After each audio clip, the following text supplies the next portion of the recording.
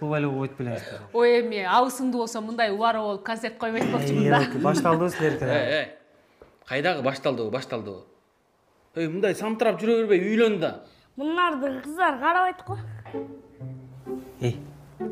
Сен жөн отурчу Кодо. Эмне жалайсың? Мен деген чын сүйлөйм.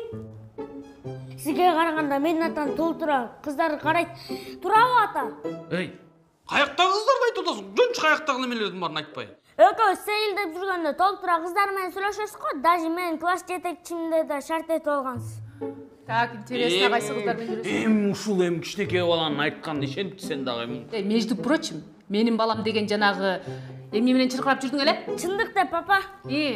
Чындыкты сүйлөйм. Теманы бурбагылайм. Бүгүн 33кө Куба чыгып атат. Эмне болду? Үйлөнөсүңбү быйыл? Болобу бирдеме? Байке жеңе кичине бир аз бутка туруп